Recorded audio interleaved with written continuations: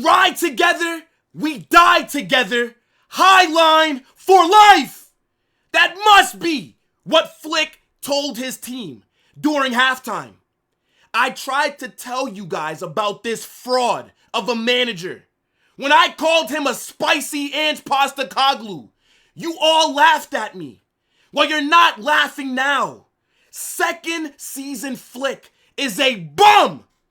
The fall off is always there. It's well documented.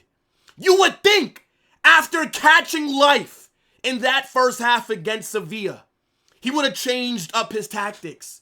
He would have been a little bit more sensible when it came to setting up the team. But no, they should have been down 4-1 at halftime. Sevilla did not punish Barcelona like they should have. Barcelona should be thanking God that this game only ended 4-1. Because this could have been a 6 or a 7 kind of ass whipping.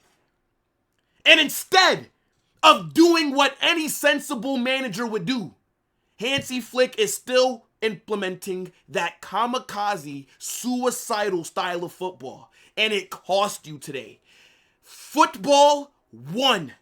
No remontada for Negreira FC. No Lamine Diddy, no party. Pedri today, shit. Lewandowski, shit. Rashford, garbage. Every player for Barcelona out there dropped a disaster class. I don't care about the one goal that they scored before halftime. You guys are finished. You have a Mickey Mouse run from the start of the season to that first El Clasico. And you couldn't avoid dropping points. And guess what? Now, it's lonely at the top for me. And you're going to have to hold that because we're going into the international break. So I could just kick my feet up. I'm comfortable right now. I'm playing good teams like Villarreal. And you're getting fisted, slapped up, violated, cooked by a 36-year-old Alexis Sánchez. I can't believe it. Over the last 5 days, it's almost been like I've died and gone to heaven because we are smoking on the finest Catalonia pack. Thank you, PSG. Thank you, Sevilla. Barca fans need to hold this. These bums have been talking like they're the best thing since sliced bread. And when the going gets tough, when they're facing a bit of adversity, they can't get over the line.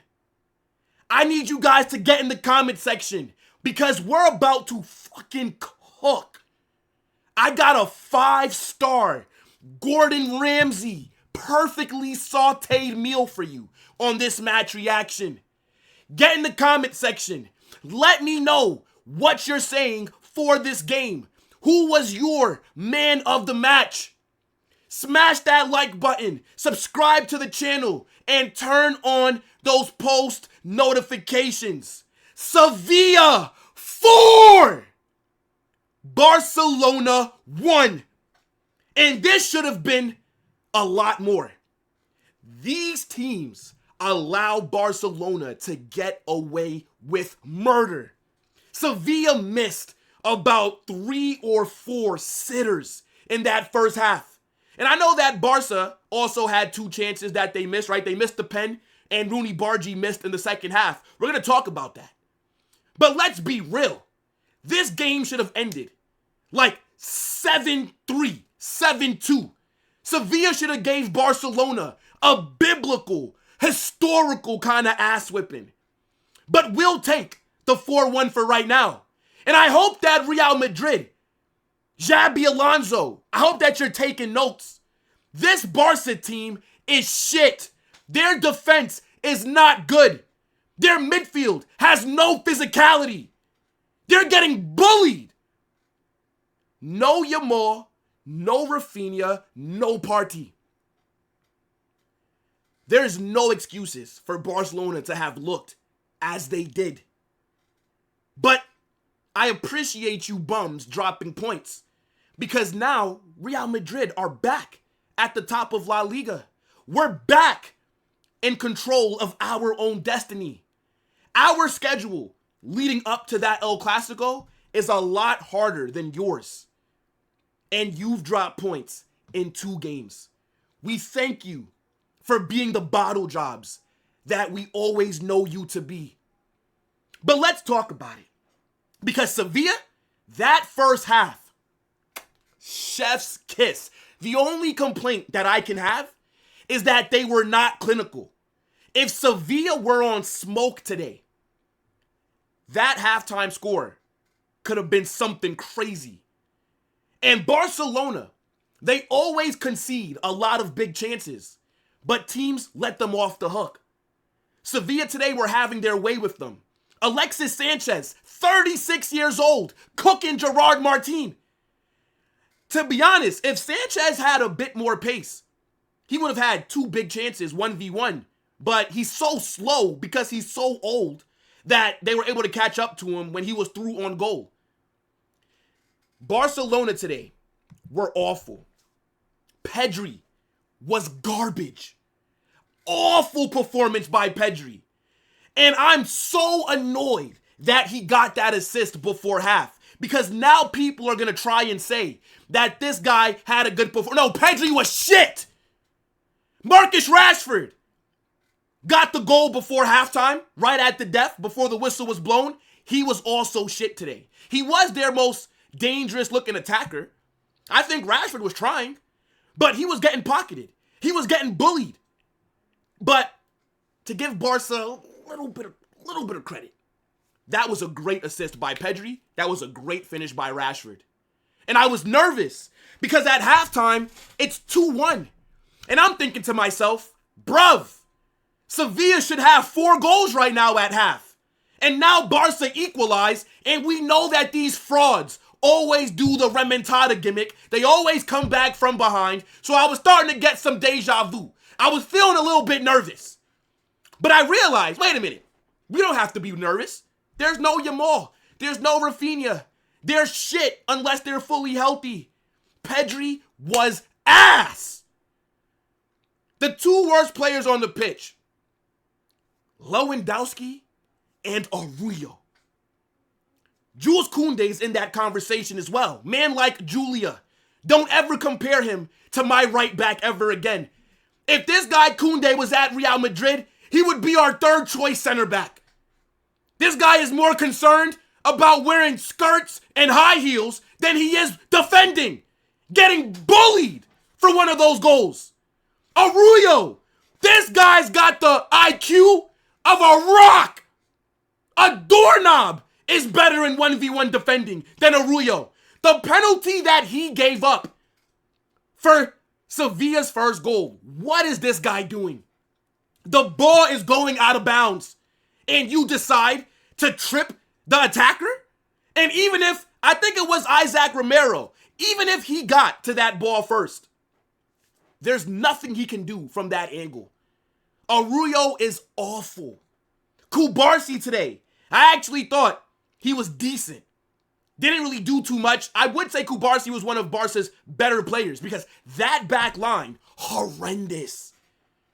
This guy Koundé must have thought it was Paris Fashion Week.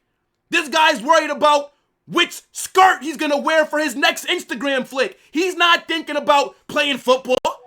Now I understand why Eric Garcia has been benching him for a lot of this season.